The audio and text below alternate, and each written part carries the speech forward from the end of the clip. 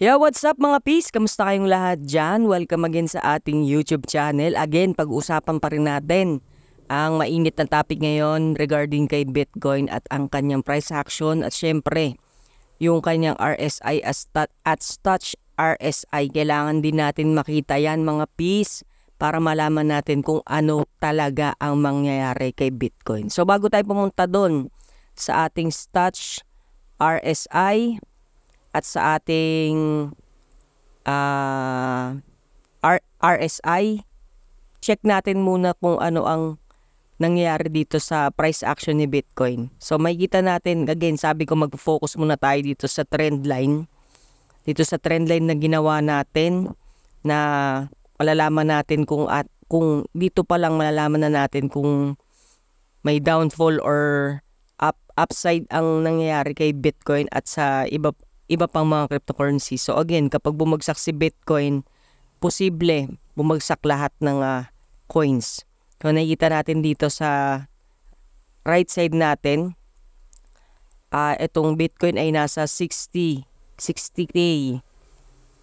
XRP, malaki binaba, 55, nag 63. Si Ethereum bumagsak din. Ngayon ay nasa 2,000 at yung total market capital natin ngayon ay nasa 22.1 trillion na lang mga pisan. So marami na ang fear. Nasa takot na dahil nga ito nga yung nangyayari kay Bitcoin from 73k bumagsak nga siya ng ilang percent before. Negative 24% ang binagsak niya noong July 24. From March to July, ang binagsak niya ay 23%. Pero from July, bumalik siya. Itong July, bumalik siya up to 68 or nag-69 pa nga to ng 25% naman.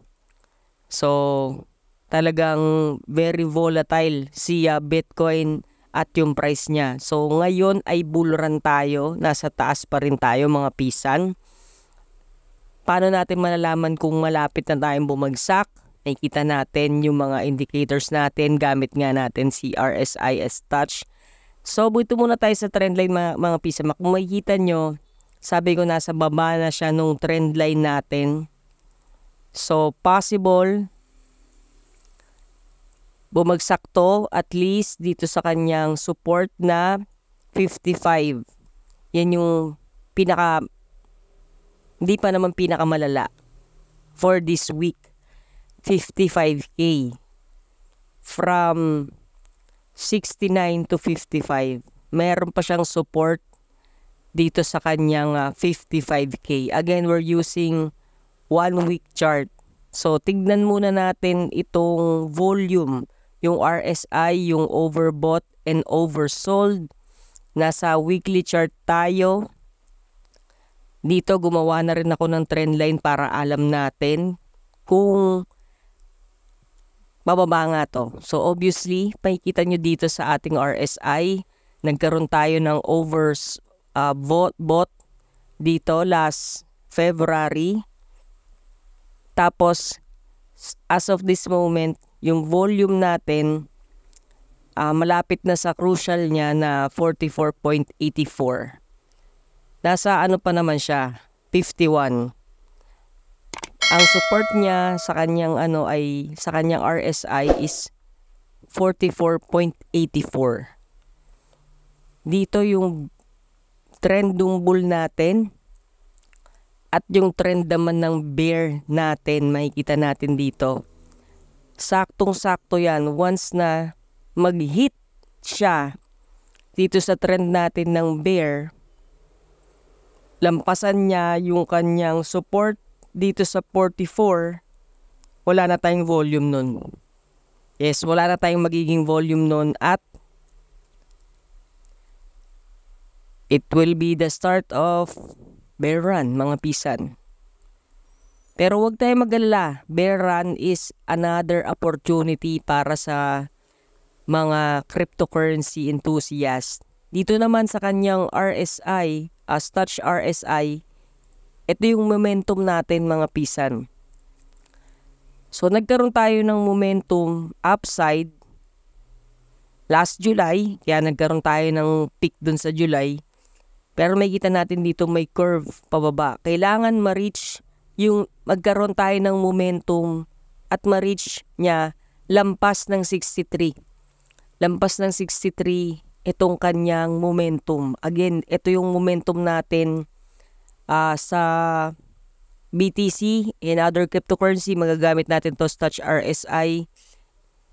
Pag nasa taas na tayo, ibig sabihin over na yan, over na yung momentum, babagsak talaga. Well, nag-reach tayo sa baba 2 beses nung May at nung July. So, double bottom para sa kanyang momentum.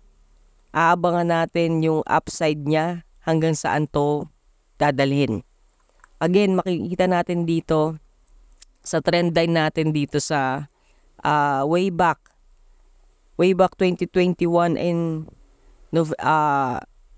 April 2021 at November 2021. Although bumagsak yung touch niya dito and also the RSI, nagkaroon tayo ng momentum. Nagkaroon tayo ng momentum dito sa part na to. Dito sa part na to ng July 2021, tumaas yung momentum natin. So, kailangan magkaroon tayo ng momentum para magkaroon tayo ng another set of bull. Kailangan magkaroon tayo ng momentum. So, may kita nga natin dito sa touch natin, meron tayong momentum. Although, medyo mahina yung natin, yung sa RSI natin. Yung overbought and oversold. Nag-oversold na tayo, overbought na tayo dito. At wala pa masyadong volume yung ating RSI. Walang masyadong bumibili or mas marami ang nagbebenta. Ito kasi maraming bumibili. Kaya nagkaroon tayo ng spike dito. So may chance pa rin tayo kung titignan natin tong Touch RSI. Kaya kailangan lang magkaroon ng momentum paakyat ng 63 to reach at least 100 hanggang sa maka 100 tayo. And yun na yung susunod na peak. Susunod na peak natin for another set ng all-time high mga pisa. So ayun mga pis, maraming salamat sa inyong panonood. At see you mga pis sa mga susunod nating video. Bye-bye!